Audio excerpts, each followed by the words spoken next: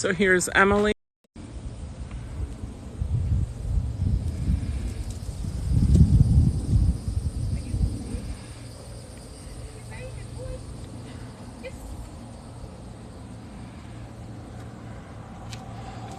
So pups are just about 5 months old, and we're working on loose leash walking.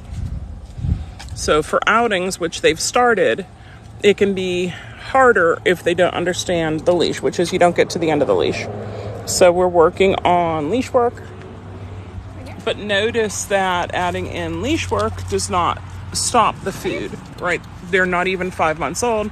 We use a lot of food with them, with their training. This is their second breakfast. It's almost 11 a.m. here, Eastern Standard Time, so this is their 11sies.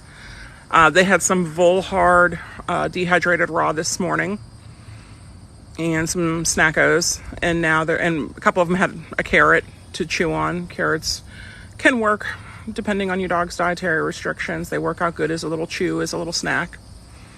And that's Emily. She's one of our trainers. And that is Bentley. He is with us until he's 6 months old. Notice she's doing a little bit of luring. She's talking to him. She's encouraging him. Let me zoom in a little there. He's at the end of the leash. She's smelling something.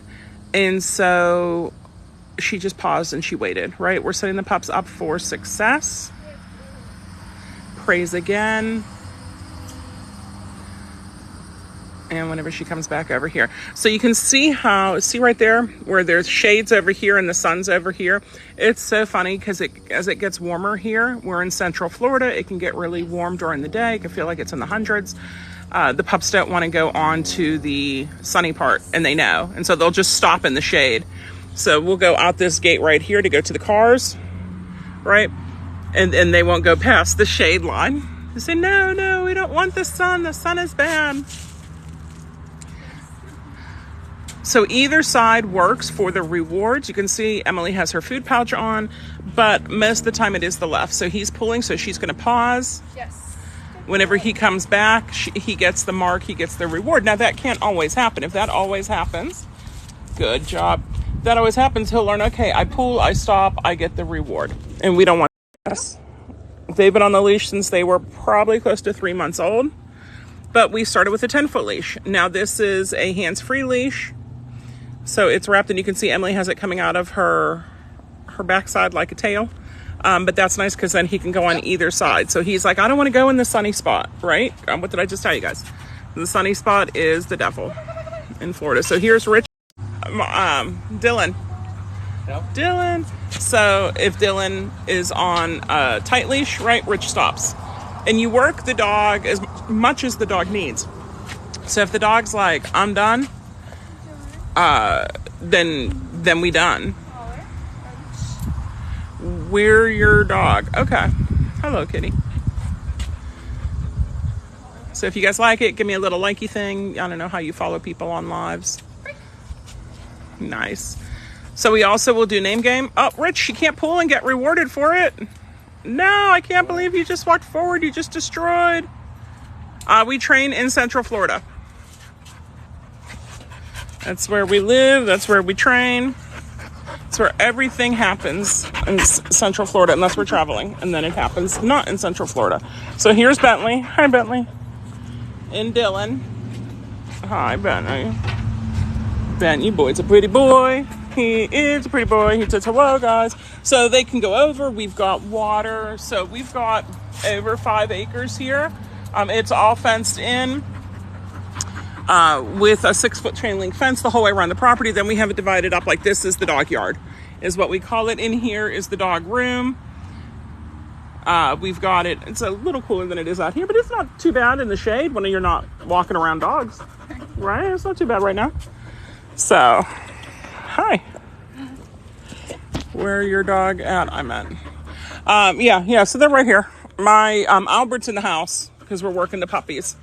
So these were number 3 and 4 to get work today. Hi, Dylan. So we color code the puppy. Technical. Here's his mouth. He says, hello, guys. You see my teeth? His teeth are coming in. So you got to watch from about 4 months. You have to watch any tug that you do. You have to be prepared for a dog who's maybe a little more bitey than usual. Do you guys want water? There's water around on the other patio. We have 3 giant bowls of water that we dump and refill multiple times a day. And they say, no, we just went in the house. They also have water in their bowls in the house. So they got water. That's not a problem at all. So you get me. So yeah, we start the puppies at 3 days old with their training, with their early neurological stimulation, with the early scent introduction, and it continues. So we have to be sure while we're training that we're training correctly for what the dog needs. If we're asking for too much, it would be similar to taking a kid in kindergarten and wondering why he's not doing well on his college essays, like he's in kindergarten. But if they do well, right? They do well in kindergarten, they do well learning their foundation skills that are needed, it makes it a lot easier. So excited to catch you live. Looking forward to getting my first service dog from y'all. That's awesome. Us too. We do breed, race, and train service dogs, and pet dogs and therapy dogs. One of the pups we have, 2 of the pups I think with us right now are therapy dogs in training. So that's pretty neat, right? And pet dogs. We'll get some people who want to do one of our training programs for their dog who they want it to be a pet dog because they want it to be the best pet dog ever. And it is, hey Butters, it is easy to screw up a puppy. We don't want you guys to screw up a puppy, right? So that's one of the reasons why we share this stuff. Does that mean that if you just got a 4-month-old puppy, this is what your puppy should be doing? No, not at all. Please don't. Every dog is different. And because I know what we've been doing with these dogs, I know where they're at in their training. So here we have Charlie and Olaf are next. How does one get info on how to apply for a service dog for a high heart rate? So if it's for POTS or dysautonomia, that's what we specialize in. Okay. And our website is hopeservicedogs.org. I have the link to my link tree in the bio. So you can, hi, sweetheart. So you can find us on all social medias, some information, some videos and stuff are all on that link tree. Because I like the link tree because the website doesn't have all our social medias on it. But people ask me, what is it that the dog's alerting for? Is it high heart rate? Is it the drop in blood pressure? Is it wonkiness? And that's what I tell people is it's wonkiness. So I too have dysautonomia. That's why I'm usually the one behind the camera and not the one moving around. Because if I'm ever in too much, I end up on the ground and that's not fun. So I was working one of the pups first. We had Otter and Cajun out. And my goal was to get 2 dogs done. I got 1 dog done. The lab is so adorable. They're golden. They're golden retrievers. We breed Goldens. We've done 2 poodle litters and we've done a Doberman litter. I like the Goldens the most for service work, especially for dysautonomia service dogs, right? Like it works out the best size-wise. Is there a way for someone to call? I found you guys recently and have been really interested. So how our program works, how our process works is check out our website, submit your puppy application, even if you just have some questions or whatever, right? Because that gets me the information I need to talk to you, right? And then the third thing, check out the website, submit the puppy application. Third thing is to schedule up a call with me, and you do that. We have the calendar up there. You can always just submit. There's a contact form on the link tree. There's a contact form on the website if there is just a question or two. But I don't like to do cold calls because I know nothing about you then, and you know nothing about me. So oftentimes it's, what type of dogs do you breed? Goldens. Like we breed Goldens. Or where are you located? Central Florida. So like if they're easy questions, it's not a problem, but it's harder doing the cold calls. So like I said, I prefer, and the application's not that long and it's free to put the application in.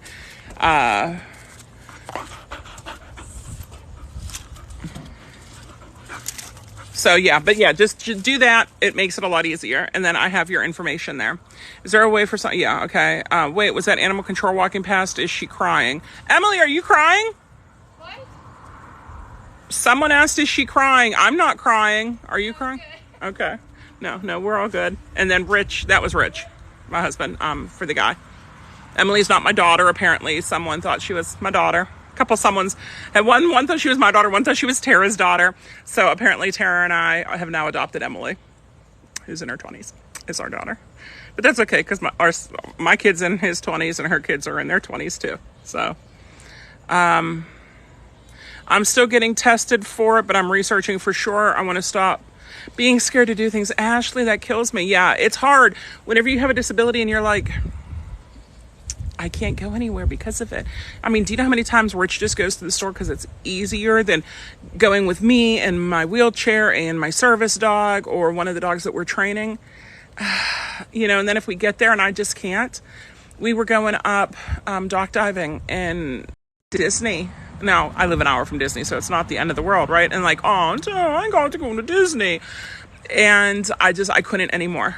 You know, so we got there and I said to Rich and Luke, go play, go do stuff. So it was Epcot. They went back to, Japan has the store, you know, and they love the Japan store. So they went there and they were having so much fun. And I just stayed out by the globe because that's as far as I could get, and lay down and put my legs up against the side of the building. I had my service dog with me, you know, and part of me is like, why did we come? But they had fun. And if I'm not going to feel good, I might as well not feel good at Disney. But you do need to have that. It's nice to have the official diagnosis. You need that. And if you're wondering, there's something called a poor man's tilt table test. And so I do recommend starting with that.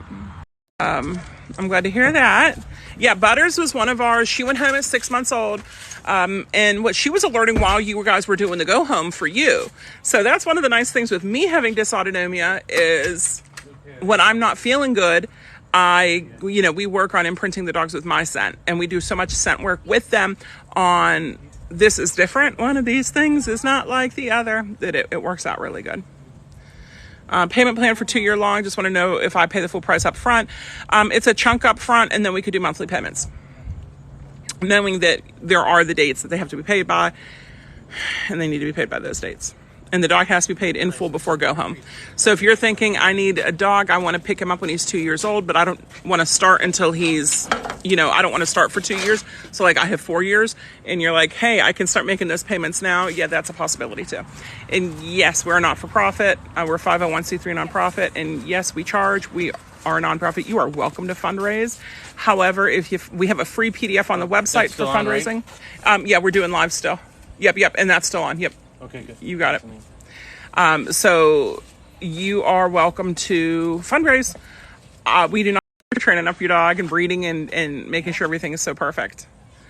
Do guide dogs? No, I do not do guide dogs. We do like find my car type of stuff, get me out of here type of stuff. But I don't do guide, like seeing eye guide. I don't do those. Which scent work do you do? For service dog scent stuff, we do a lot with dysautonomia. We've done migraine, we've done sugar. I've done 1 or 2 like gluten and food allergies. I don't like doing them, so I don't offer that anymore because it's so much proofing. The scent for dysautonomia, for diabetes, for migraine is on you. You don't have to worry about the environment. So I like that a lot more. But yeah, and with the sugar things in the arm, I don't do a lot of diabetic alert dogs anymore. Glucometers, no. The glucometer thing that's in your arm that checks you. Like my mom's diabetic. I should know what this word is, but I'm gonna say Sunday and brain fog. So I don't do a lot, but so we've done some migraine. I just actually saw one of our migraine alert dogs who was with us until she was 12 weeks old, and they've been working through our online course.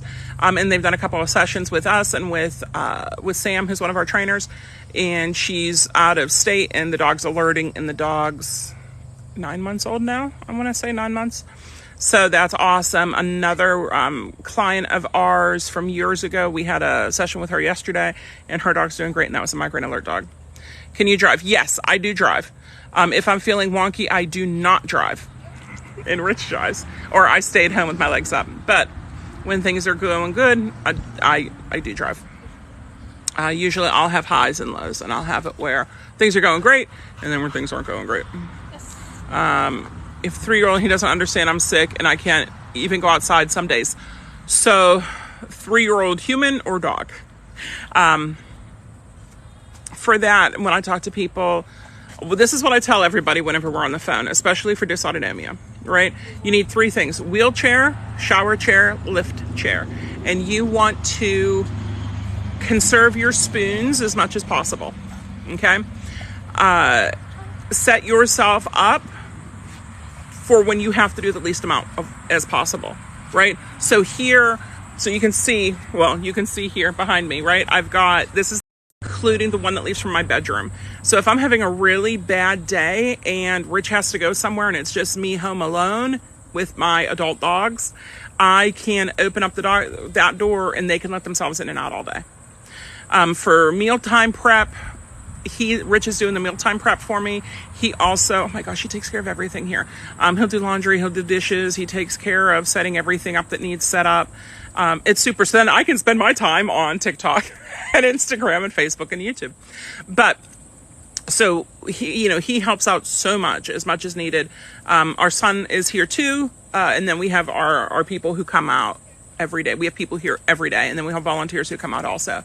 But what I tell people is set it up. So if you're like, I just can't get out of bed some days, make sure your dog has a way to go to the bathroom, not in your house, like a doggy door, right?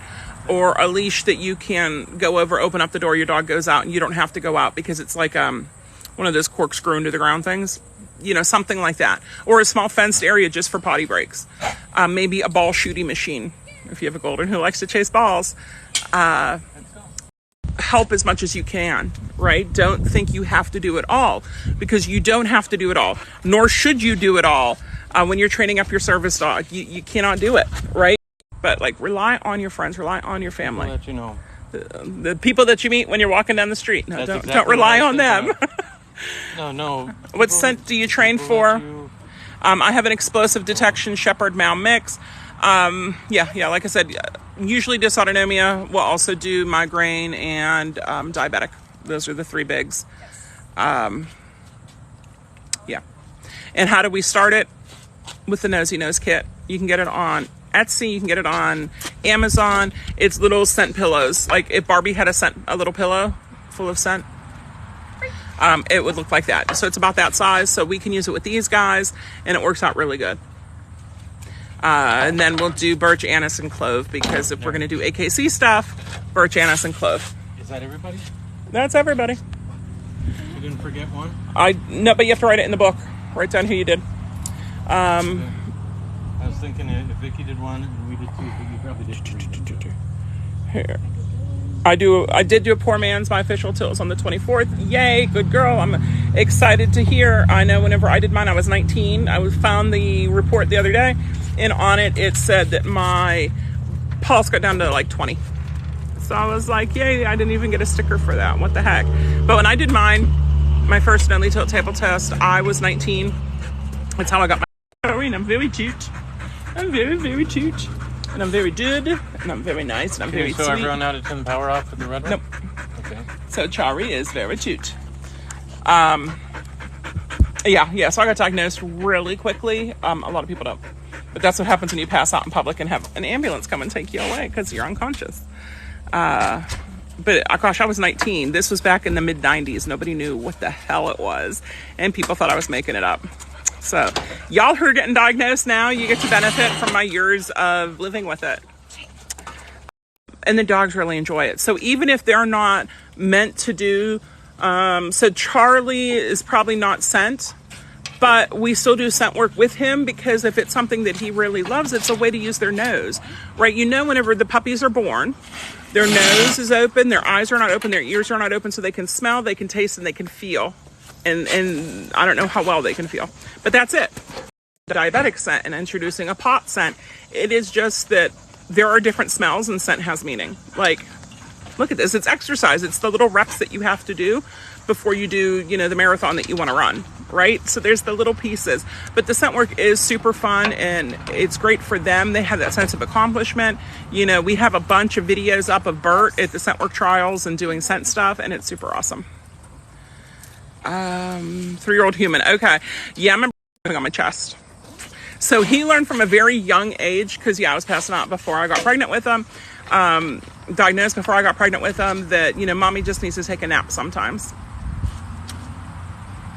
Hi, Holly. What a good husband, Rich. He is a pretty good husband.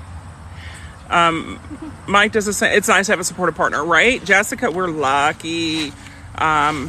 Sometimes people don't, I talk to a lot of people and sometimes they don't have the supportive partner. Eventually they'll find the supportive partner, which is always a good thing to happen. Because and then they got to give the props because it's awesome. I got a box that has pine pellets and he uses the bathroom, and that works until they're so big.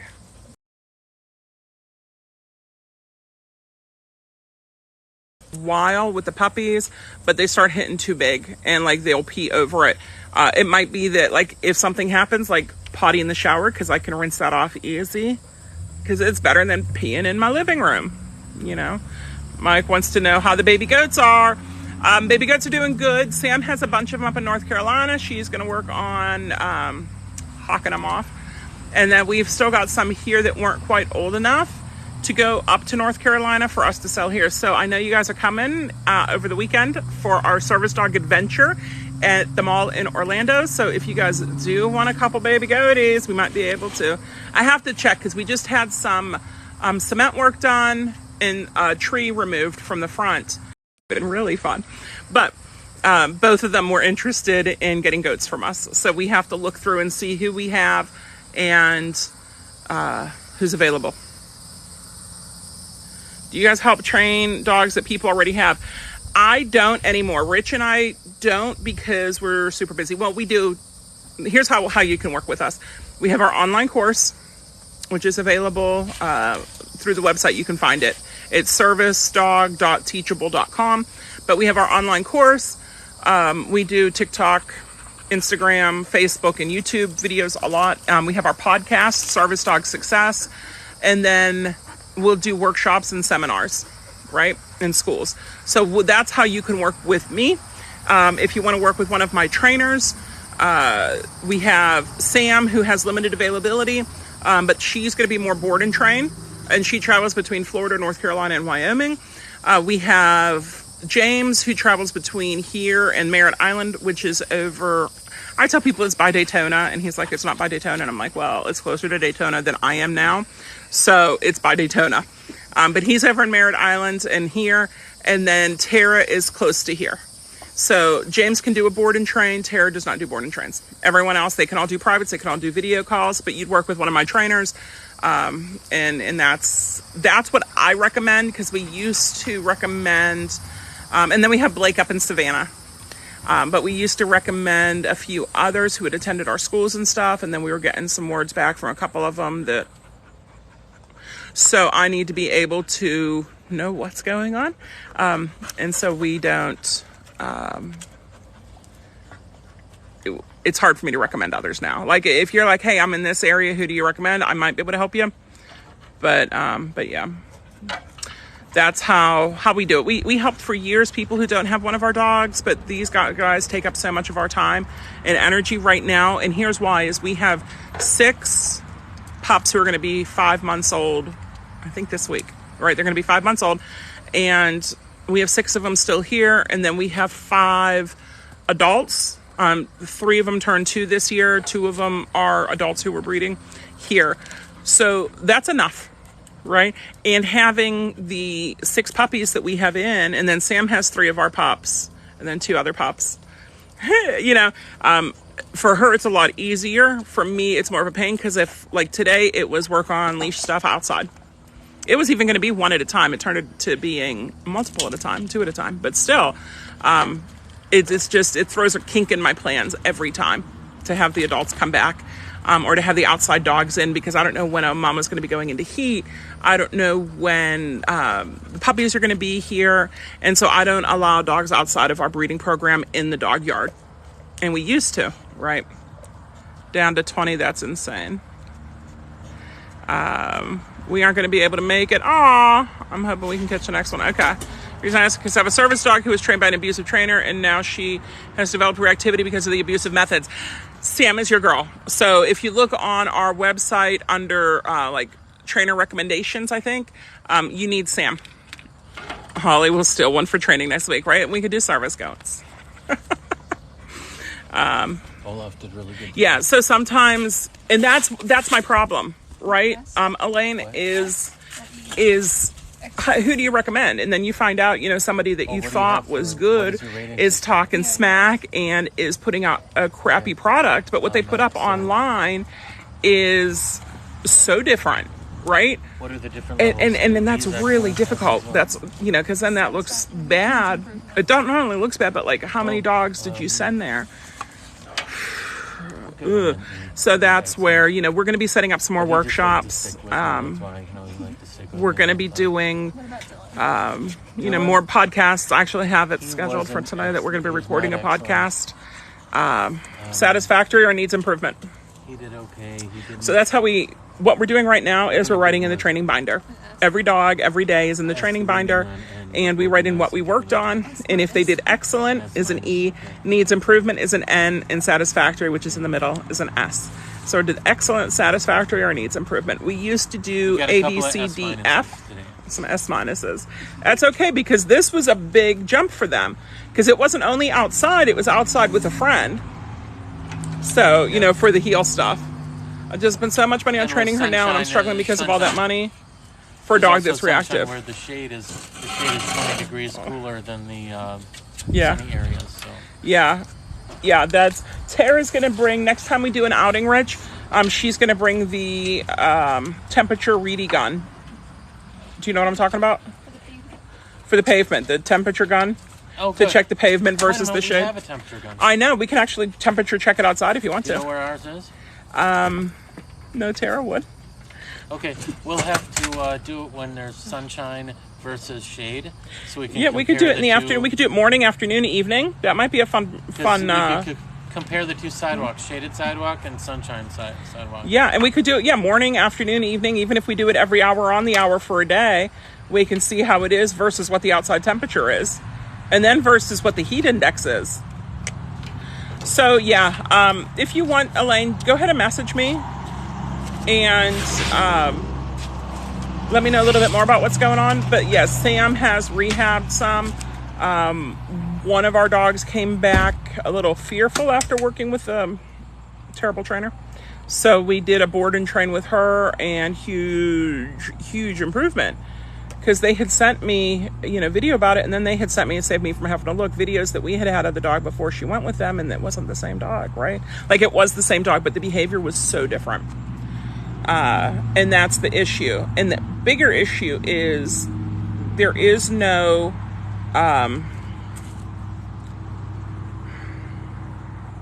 qualifications needed for service dogs or for dog trainers. For service dog trainers or for dog trainers in general. So you can never touch a dog in your life, Victoria still will, and say, I'm a dog trainer, and now I'm a dog walker too. And now you're doing that.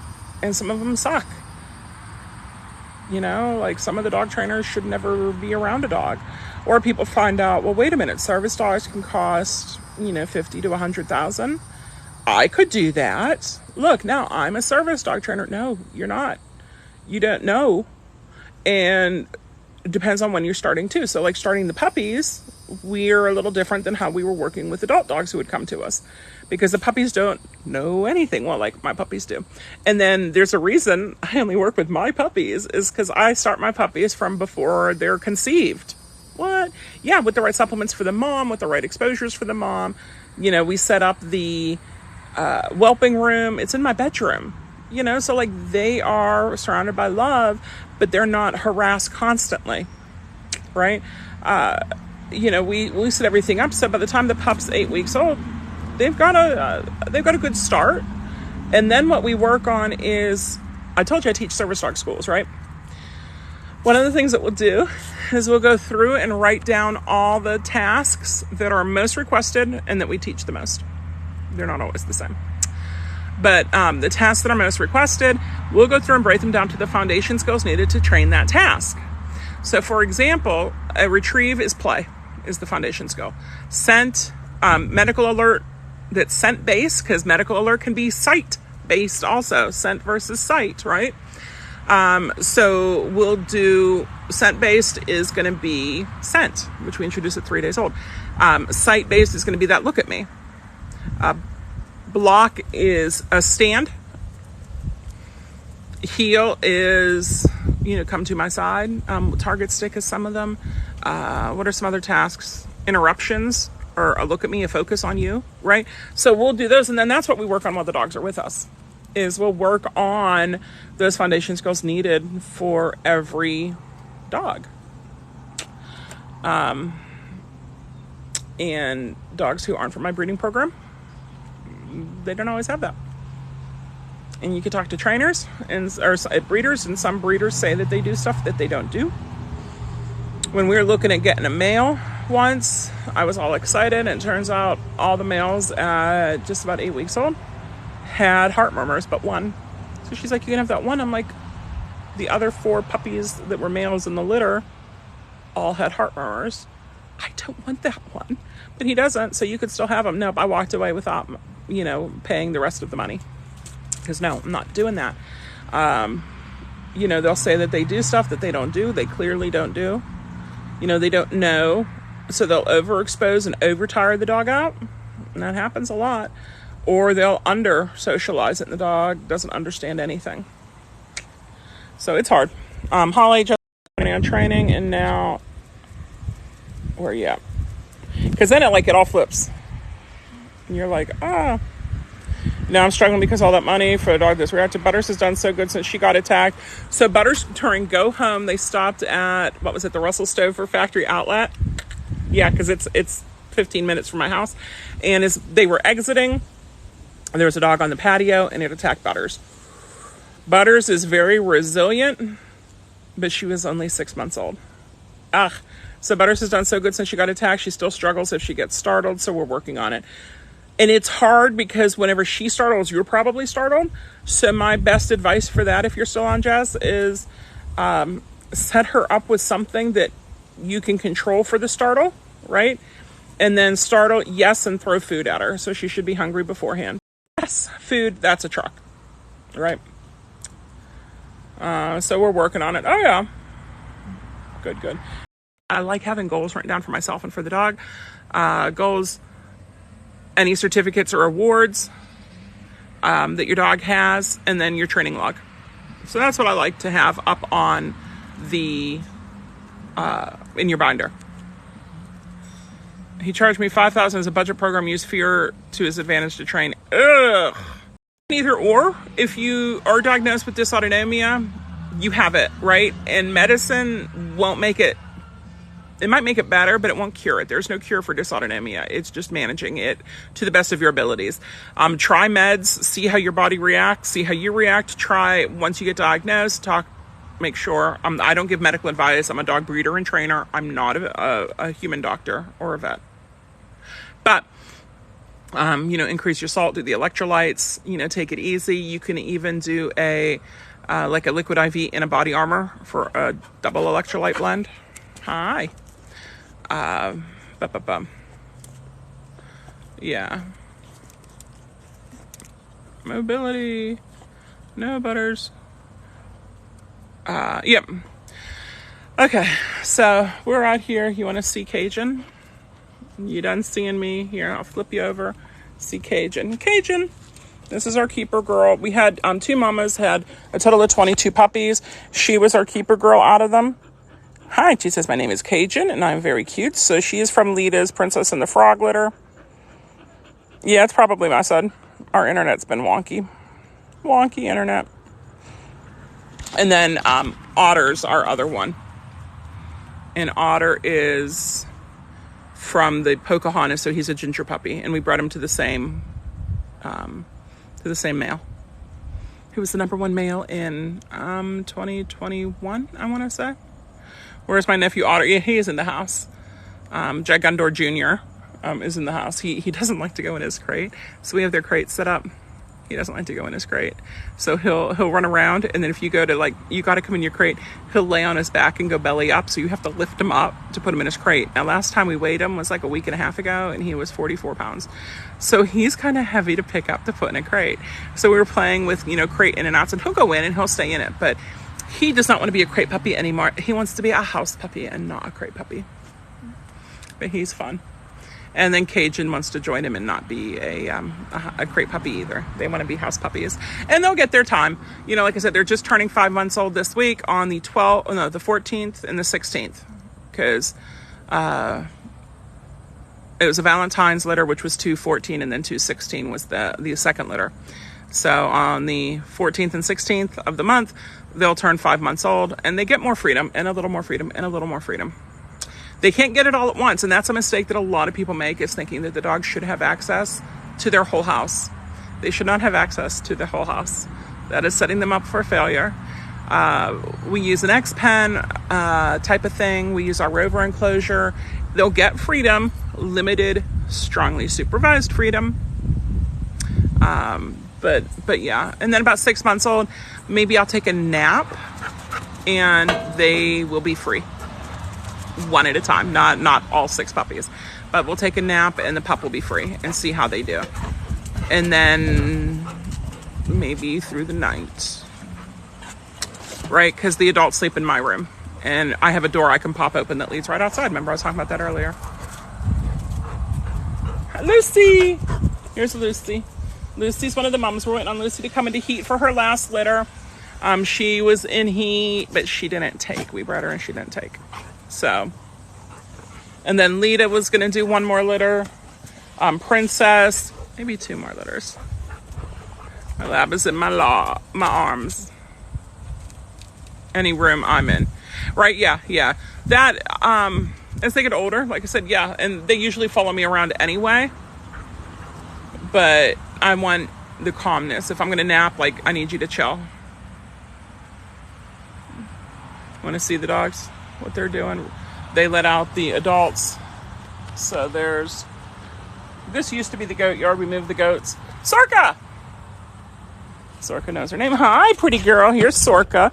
She turns 2 in November. And we complete her health testing. Her eyes and her heart passed with flying colors. Eyes have to be done annually. Her hips and elbows, her prelims came back super. Hi, sweets. Hi. And there's Bert. Bert turns 2 in August. Flounder is that Flounder? Yeah, that must be Flounder. Right here's Flounder. She turns 2 in September. So these are the 3 up and coming. Bert, Sorka, Flounder. And then we have Lita right there. And we have Lucy from earlier who's over there pooping, so I'm not going to show the camera on her right now. And then my parents have subscribe to notifications for us so you know when we go live again. But I'm going to hang up now and turn it off. I'll talk to y'all later.